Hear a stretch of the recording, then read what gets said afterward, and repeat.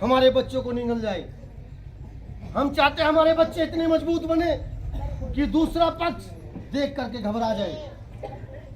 मैं कहता हूं पहले में डिफरेंस हो रहा है, समाज समझ रहा है, जागरूक हो रहा है। भैया बैठ जाओ, क्या बात हुई? बैठ जाओ भैया। जागरूक हो रहा है कि नहीं हो रहा है? आज मेरे बच्चे, मेरे समाज के बच्चे आज अधिकारी बन रहे हैं, डीएम भी बन रहे हैं, एसडीएम भी बन रहे हैं, दरोगा सिपाही भी बन रहे हैं, क्योंकि अब धीरे धीरे जागरूक बढ़ रही है। और मैं कहता हूं सम्मानित साथियों, आप लोग जागरूक हो जाइए, आपका समाज एक दिन इतिहास रचेगा। आपने सुना होगा, जिस समाज को बिगाड़ना हो या जिस परिवार को खत्म करना हो, उसके बच्चों को गलत रास्ते पे लगा दो, वो परिवार अपने आप खत्म हो जाएगा, वो समाज अपने आप बिगड़ जाएगा। ऐसा है कि नहीं है सम्मानित साथियों? और जिस देश को खत्म करना हो, सम्मानित साथियों, जिस देश को खत्म करना हो, उस देश की संस्कृति मिटा दो, वो देश अपने आप खत्म हो जाएगा। हो जाएगा कि नहीं हो जाएगा भैया? जिस समाज की संस्कृति खत्म हो जाएगी, वो समाज अपने आप खत्म हो जाएगा। मैं कहता हूं सम्मानित साथियों, आज मौका है, समाज में आगे बढ़ के योगदान करो और सहयोग करो। आज निर्बल इंडियन शोषित हमारा आम दल शॉर्ट फॉर्म निषाद पार्टी, महान डॉक्टर संजय कुमार निषाद जी, जो आज कैबिनेट मंत्री है मत्स्य विभाग उत्तर प्रदेश द्वारा। आज से पहले आपने कभी सुना कि मत्स्य विभाग से 60% छूट मिलती थी? कभी आज तक बताइए, किसी ने सुना हो तो बैठा होगा, इतने बैठे लोग आप लोगों को। 60% छूट मत्स्य विभाग में आज तक मिली कभी? मुंह से बोलो भाइयों। आज महान डॉक्टर संजय कुमार निषाद जी ने महिलाओं पे 60% छूट, जेंट्स पे 40% छूट, आपको सब्सिडी देने का काम किया है। 1-1 करोड़ का प्रोजेक्ट है, 20-20 लाख का प्रोजेक्ट है। मैं कहता हूं सम्मानित साथियों, आप लोग आगे बढ़िए और योगदान लीजिए और व्यवसाय कीजिए। हमारे समाज के लोग कहते हैं यार मछली पालन भी कुछ है, ये तो जीव हत्या है। मैं कहता हूं जीव हत्या उसे कहा जाता है अगर हम मार के खाए। हमें मारना नहीं है, हमें व्यवसाय करना है, बिजनेस करना है। बिजनेस करना कोई बुरी बात नहीं है, बिजनेस करना कोई बुरी बात नहीं है। जो 1 रुपए की मछली आपको खरीदते हो, 3 महीने बाद वह 100 रुपए की हो जाती है। आप 20 रुपए का उसे दाना खिला सकते हो, 30 का लगा लीजिए, 50 का लगा लीजिए। अगर आपको 50 रुपए बच रहे हो तो कम है क्या बाबू जी? बताइए किलो पे। मैं कहता हूं सम्मानित साथियों, बहुत सी तमाम योजनाएं चली हुई है। अभी हमारे कैबिनेट मंत्री ने यमुना नदी, जो बहती यमुना नदी है, आज से पहले उसके कभी पट्टे आपने सुना? मगर अब कैबिनेट मंत्री ने बना दिया कि जितने मछुआरे, कश्यप कुमार केवट मल्ला मझवार सेन सेनी उपाध्याय, जितने भी यमुना नदी के किनारे पे रहते हैं, वास करते हैं, उन लोगों को सबको यमुना नदी के पट्टे आवंटन किया जाए। उनकी जीविका चलाने के लिए, उनके परिवार को आगे बढ़ाने के लिए उन्हें पट्टा निर्धारित किया जाए। 8 किलोमीटर की रेंज में हमारे कैबिनेट मंत्री ने यमुना नदी के पट्टे भी बनवाने शुरू कर दिए हैं। जैसे जागस हुआ, और जी जागस हुआ, बागपत हुआ, निवाड़ा हुआ, बहुत से तमाम जितने गांव पड़ते हैं यमुना नदी पे, उन लोगों को समिति बनाई जा रही है, सरकारी समिति बनाई जा रही है। उनको योगदान दिया जा रहा है कि परिवार चलाने के लिए। आप लोगों ने देखा होगा, अगर हम लोग यमुना नदी पे रहते हैं तो वहाँ पे जब यमुना सूख जाती है तो व्यवसाय करने के लिए हम लोगों को धन देना पड़ता है। जब तरबूज खरबूजे बोते देते नहीं तो उसको देते हैं। मैं कहता हूँ अगर आपके नाम पट्टा जब हो जाएगा तो आपको किसी देने की जरूरत नहीं पड़ेगी। अगर खाली जमीन पड़ी है तो कुछ भी बोल लीजिए आप। तब यमुना नदी आती है तो आप मछली पकड़िए, आपको पकड़ने की जरूरत नहीं, फोन कीजिए, मछुआरे तुरंत आएंगे और जाल लाएंगे, मछली निकालेंगे, आपको पेमेंट दे जाएंगे, आप बेच दीजिए। काम करने के तरीके होने चाहिए, काम करने के तरीके आपको करना पड़ेगा, आगे बढ़ने के लिए तरीके आपको आजमाना पड़ेगा। बहुत सी योजनाएं हैं। अभी आपके गांव के लिए हम लोगों ने 5 गांव चिन्हित किए थे, जैसे कि सोलर लाइट हुआ, स्ट्रीट लाइट हुआ, बहुत सी तमाम योजनाएं हैं जो आपके पास होके आ चुकी है। मैंने प्रधान जी को व्हाट्सएप किया हुआ है और बताया है, और यहाँ से प्रस्ताव पास होकर के जाएगा और आपके लिए पैसा आवंटन हो जाएगा और आपके गांव में बेहतर सुविधा देने के लिए हमारे कैबिनेट मंत्री ने, देख लीजिए, आप लगा लीजिए, अगर हमारे कैबिनेट मंत्री इस समाज का कितना भला सोच रहे हैं। लखनऊ में बैठ करके उनको पता है कि मेरे भाई वहाँ भी रहते हैं और उन्हें भी सुविधा चाहिए। मैं कहता हूँ आज से पहले कभी मत्स्य विभाग द्वारा कभी ऐसा हुआ है कि बता दीजिए आप लोग। मकानों की लिस्ट भी जा रही है, देखो अभी कुछ कारण है, 76 सालों से बिगड़ा सिस्टम अगर आप लोग समझते हो कि एकदम खड़ा हो जाएगा तो ऐसा नहीं है, धीरे धीरे समय लगेगा और उसे धीरे धीरे, कहते हैं ना, आग जलाने के लिए उसको हवा देनी पड़ती है तभी धुआं उठता है, तो इसलिए धीरे धीरे आगे बढ़ने के लिए हमें समय लगेगा, मगर निश्चित है हम लोग एक दिन सफलता जरूर पा जाएंगे। मैं कहता हूं सम्मानित साथियों, आपके प्रधान जी बहुत मेहनत करते हैं और विभाग में जाकर के आपके हक की लड़ाई लड़ते हैं। कई बार मेरे साथ गए हैं, लखनऊ भी गए हैं, दिल्ली भी गए हैं और मंत्री साहब से बैठ करके डिस्कस भी किया है इन लोगों ने। हमारे प्रधान जी ने हमारे कैबिनेट मंत्री से बैठ के डिस्कस भी किया और गांव के लिए, आप लोगों के लिए, अपने गांव के लिए, भविष्य के लिए उन्होंने अपनी मांग भी रखी। और मैं कहता हूं अगर उन्होंने अपनी मांग रखी है आपको बेहतर बनाने के लिए, गांव को बेहतर बनाने के लिए, सर्व समाज को आगे बढ़ाने के लिए, अगर आपके प्रधान जी लड़ाई लड़ रहे हैं तो किसके लिए लड़ रहे हैं? आप लोगों के लिए लड़ रहे हैं। अगर आप लोग सहयोग दोगे तो प्रधान जी ताकतवर रहेंगे, अगर आप सहयोग नहीं दोगे तो प्रधान जी आपके लिए कुछ करने वाले नहीं हैं, क्योंकि ताकत जब प्रधान जी को मिलेगी तो आपके लिए तभी आगे बढ़ा सकते हैं, आपको आगे बढ़ाने का काम तभी कर सकते हैं।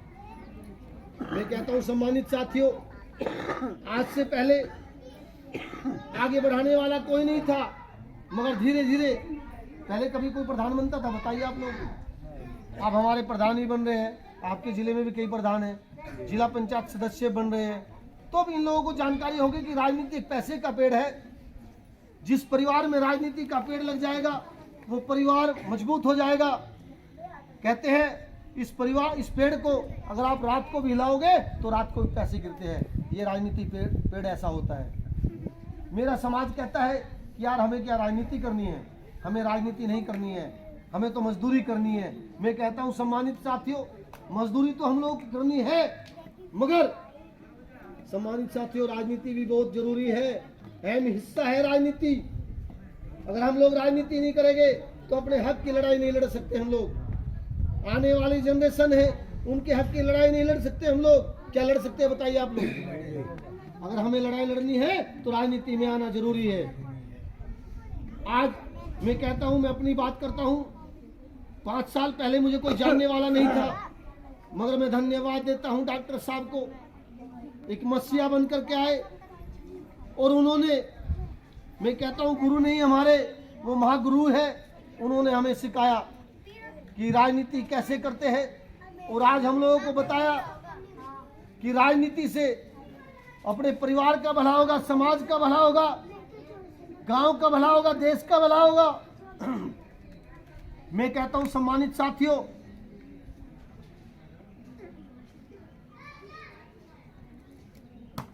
यशस्वी प्रधानमंत्री नरेंद्र मोदी जी अगर आज राजनीति में नहीं होते तो क्या इतने बड़े देश को चला पाते? भाई बोलना पड़ेगा भाई आप लोग। अगर यशस्वी प्रधानमंत्री हमारे नरेंद्र मोदी जी अगर राजनीति में नहीं होते क्या देश को चलाने का काम करते? मगर आज हमारे यशस्वी प्रधानमंत्री नरेंद्र मोदी जी ने राजनीति में अहम हिस्सा लिया और उन्होंने सभासद से लेकर के आज प्रधानमंत्री तक पहुंचने का काम किया और आज पूरे हिंदुस्तान को उंगली पे नचा रहे कि नहीं नचा रहे? नचा रहे कि नहीं नचा रहे हैं? आज हमारे योगी आदित्यनाथ मुख्यमंत्री जी, मैं कहता हूं एक बाबा है, आज एक बाबा देश को चला रहे कि नहीं चला रहे? जब एक बाबा देश को चला सकता है, क्या आप लोग नहीं चला सकते? अपने गांव को नहीं चला सकते? आप अपने घर को नहीं चला सकते? आप अपने समाज को नहीं चला सकते? मैं कहता हूं सम्मानित साथियों, आपके अंदर हिम्मत होनी चाहिए जज्बा होना चाहिए। जब आपके अंदर जज्बा रहेगा, हिम्मत रहेगी, जुनून रहेगा, तो आपके सामने हर काम, नामुमकिन काम मुमकिन हो जाएगा। ऐसा है कि नहीं है भाइयों? हाथ उठा के बताइए, ऐसा है कि नहीं है भाइयों? मैं कहता हूं सम्मानित साथियों, आज हम चाहते हैं इस समाज को ऐसी हवा लगे, इस समाज को ऐसी हवा लगे कि समाज का एक एक बच्चा इनकलाब करने के लिए मजबूर हो जाए और समाज को आगे बढ़ाने में अहम योगदान इस समाज का हो। मैं कहता हूं आप लोग एक बार जुड़ के देखिए, आपका समाज का एक एक नेता मजबूत हो जाएगा, आपका परिवार मजबूत हो जाएगा, आपके बच्चे मजबूत हो जाएंगे। क्योंकि राजनीति एक ऐसा अहम हिस्सा है, इसी से हर चीज मिलती है। नौकरी राजनीति से मिलती है, धन राजनीति से मिलता है, व्यवसाय राजनीति से मिलता है, आगे बढ़ने का रास्ता राजनीति से मिलता है। मैं कहता हूं चारों तरफ के रास्ते राजनीति से ही खुलते हैं। आप लगा लीजिए, जिस परिवार में कोई पढ़ा लिखा नहीं होता है, वो बैल के समान होता है कि नहीं होता है? बताइए आप लोग, बुरा मत माना मेरी बात का। जिस परिवार में अगर कोई पढ़ा लिखा नहीं है और पूरा परिवार अनपढ़ है, तो उसे कोई भी ठग करके चला जाता है। ऐसा है कि नहीं है? अगर थाने से कोई एक सिपाही उस परिवार में आ जाए और दोस्त कुछ भी नहीं हो और आके खड़ा हो जाए, उसको बोले ए इधर आ, तो घबरा जाएगा, हाथ पैर उसके फूल जाएंगे, काम नहीं करेंगे। वो कहेगा बाबूजी मुझे छोड़ दो, कितने पैसे दो? और चौधरी साहब को दौड़ के बुलाएगा, कहेगा चौधरी साहब मेरा करवा दो, इससे बचा दो मुझे, आज पैसे कितने भी लग जाए। ऐसा है कि नहीं है भाइयों? क्योंकि अनपढ़ होने के कारण उसको पता ही नहीं है कि आप कर क्या रहे हो। जहां 2 रुपए का काम होता है, 100 रुपए देने का काम करते हैं हमारे लोग। आज दलदल में जाने का मतलब है कि हमारी बहुत सी कमजोरी है। हम लोग ना अनपढ़ होने के कारण से जुआ, सट्टा, शराब, ये हमारे अंदर सबसे बड़ी कमी है, बीमारी है। क्या है कि नहीं है? इस बीमारी को हमें जड़ से उखाड़ के फेंकना होगा भाइयों। जब तक हम इस बीमारी को जड़ से नहीं उखाड़ेंगे, तब तक हमारा परिवार सक्षम नहीं होगा। अगर परिवार सक्षम है तो समाज सक्षम है, अगर समाज सक्षम है तो देश सक्षम है। जब मेरा परिवार सक्षम नहीं, तो मैं क्या देश को मजबूत बना सकता हूँ? समाज को मजबूत बना सकता हूँ? अगर मेरा परिवार मजबूत है तो मेरा समाज मजबूत है, अगर मेरा समाज मजबूत है तो मेरा देश मजबूत है। मैं कहता हूं सम्मानित साथियों, आप लोगों को जानने की जरूरत है, आपको उस पर विचार, गहनता से विचार करने की आवश्यकता है कि आज आपने सुना होगा राबड़ी देवी अंगूठा छाप थी कि नहीं थी भैया? कई 2-2 बार मुख्यमंत्री बनी, नहीं बनी भैया? 2-3 बार मुख्यमंत्री राबड़ी देवी बनी, अंगूठा छाप होने के बावजूद। IPS अधिकारी गुलाम बना दिए, बड़े बड़े अधिकारी गुलाम बना दिए। राजनीति एक वो पैसे का पेड़ है, राजनीति एक ऐसा हिस्सा है कि अनपढ़ राजनीति कर रहा है। अगर एक अनपढ़ नेता बन गया तो समझ लीजिए जितने पढ़े लिखे अधिकारी हैं उनको उंगली पे नचाने का काम एक नेता करता है, खादी वाला करता है कि नहीं करता है भाई? बताइए आप। एक अनपढ़ नेता थाने में जाता है, IPS अधिकारी को खड़ा होकर कैसे डांटते रहे, इधर आइए। एक अधिकारी कुर्सी उठा करके लाने का काम करता है, उसे कहता है साहब यहाँ कुर्सी बैठिए। कहता है कि नहीं कहता है भाइयों? एक पढ़ा लिखा होने के बावजूद एक अनपढ़ की सेवा कर रहा है, तो इस राजनीति कितनी बड़ी राजनीति है बताइए आप लोग मुझे। 76 सालों से मेरा समाज वंचित रहा, मेरे समाज को जानकारी नहीं थी कि राजनीति का मतलब होता क्या है, इसीलिए मेरा समाज दलदल में रहा। आज मेरा समाज राजनीति के मायने जान रहा है कि राजनीति क्या चीज होती है, राजनीति से क्या होता है, राजनीति से क्या किया जाता है, राजनीति से आगे बढ़ाने का योगदान होता है। आज मेरे समाज को जैसे ही जानकारी मिल रही है, मेरा समाज आगे बढ़ रहा है। बढ़ रहा है नहीं बढ़ रहा है बताइए आप? पहले में अब में डिफरेंस है कि नहीं है समाज में? अब धीरे धीरे डेवलपमेंट हो रहा है सम्मानित साथियों, समाज को रास्ता मिल रहा है। जब आप लोग समाज को आगे बढ़ाने में योगदान दोगे, समाज एक दिन आपका इतिहासकारी समाज है, आपका इतिहासकारी समाज है। सम्मानित साथियों, आपको फख्र होना चाहिए कि मेरे इतिहासकारों ने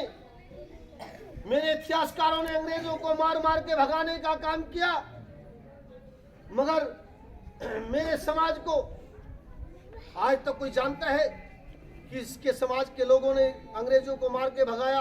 कहीं नाम सुना आपने समाज का? बताइए आप, आज तक इतिहास में कभी आया? क्योंकि मेरे इतिहास को मिटाने का काम किया गया, मेरे इतिहास को दबाने का काम किया गया। जैसे ही महामहिम डॉक्टर संजय कुमार निषाद जी आए, उन्होंने इतिहास को बाहर निकाला। नालंदा तक्षशिला विश्वविद्यालय से बहुत से ऐसे राज थे जो हमारे डॉक्टर साहब ने निकाले, और आज समाज को पता चल रहा है कि हमारे इतिहासकारी जो शहीद हो गए, आज उन लोगों को धीरे धीरे बाहर निकाल के लाया जा रहा है और बताया जा रहा है। आज आपने देखा होगा, आज से पहले कभी मुख्यमंत्री या प्रधानमंत्री ने कश्यप और जय निषाद राज की कभी नारे लगाए? बताइए आप। मगर आज मुख्यमंत्री और प्रधानमंत्री की मजबूरी हो गई। आज जय जयकार अगर आपकी कर रहे हैं तो उनकी मजबूरी है, क्योंकि उन्हें पता है कि 18% आबादी है। अगर 18% आबादी अगर आज आपसे रूठ गई तो आपको मिट्टी में मिलाने का काम ये समाज कर देगा। ऐसा है कि नहीं है भाइयों? इसीलिए आज आपको आगे बढ़ाने का काम किया जा रहा है, आज आपको सम्मान दिया जा रहा है। मैं कहता हूं जब चुनाव आते हैं, चंद दिनों के लिए आप लोगों को सम्मान दिया जाता है। ये नेता लोग आते हैं, दूसरे दल के लोग आते हैं, और जैसे ही आपके गांव में प्रवेश करते हैं और आपको लुभावनी चीज दी जाती है। ऐसा है कि नहीं है? आपको लोभ लालच दिया जाता है कि नहीं दिया जाता है? जैसे ही मेरे समाज के लोग किन चीजों में बिकते हैं, क्या कोई तालाब ले लेते हैं, या कोई मकान खरीद लेते हैं, या कोई जमीन दे देते हैं उनको? कभी देते हैं? कभी सिर्फ क्या देते हैं? ये तो चाय, समोसा, ये पौवा। ऐसा ही है कि नहीं है? मैं कहता हूं जब तक दलित भाई दलदल में था, क्योंकि उनके लेवल लगा हुआ था, प्याऊ और बिकाऊ का लेवल लगा हुआ था। जब दलित भाई के लेवल लगा हुआ था प्याऊ और बिकाऊ का, तब तक ही दलदल में था। जब दलित भाई का लेवल उसके माथे से हट गया, प्याऊ बिकाऊ बंद हो गया। आज देख लीजिए आप, महल में है कि नहीं है? आज मेरे दलित भाई हरिजन भाइयों को अगर आप कोई हाथ लगा दे तो 11,000 का वोल्टेज तैयार है कि नहीं है? है कि नहीं है भाइयों? बताइए आप लोग। तो सम्मानित साथियों, हम भी चाहते हैं कि मेरे समाज में भी ऐसा होना चाहिए कि हमारा भी 11,000 का वोल्ट पैदा हो, क्योंकि जब तक हम अपना लेवल उतार के अपने माथे से नहीं फेंक देंगे, प्याऊ बिकाऊ का जब तक हम अपना लेवल माथे से उतार के नहीं फेंक देंगे सम्मानित साथियों, तब तक मेरे समाज को मेरा हक हिस्सा नहीं मिलने वाला नहीं है। 4 दिन की चांदनी फिर अंधेरी रात। सम्मानित साथियों, ये 4 दिन की चांदनी है, इसे भुला दीजिए। आपने देखा होगा रालोद वाले, जब चुनाव होते थे और नलके पे जब बोर्ड हरिजन दलित भाई और मेरे समाज के कुछ लोग भी थे उसमें गांव क्षेत्र में, और बोर्ड नलके की देकर के आते, फिर भी हमारे जाट भाई थे उनको मुंह पे मारते थे, साले बोर्ड नहीं देखा है हमारी। ऐसा था कि नहीं था? हाँ नहीं था ऐसा। मगर जब दलित भाइयों ने सोचा, अरे यार वोट हम देते हैं नलके की और फिर भी हम 2 जूते खाते हैं, तो इससे बेहतर तो ये है खाओ इनका और वोट दो अपने को। क्योंकि जब भी हमें 2 लाख खानी है, जब भी लाख खानी है तो कम से कम अपने को वोट देना शुरू कर दो। जब जूते लाख हमें तब भी खानी है तो वोट अपने को दो। जब दलित भाई समझ गया कि वोट हमें अपने को देनी है और माल दूसरे का खाना है, तो दलित भाइयों ने क्या किया कि उन्होंने दूसरों का खाया और वोट अपनी बहन जी मायावती को दिया। सरकार में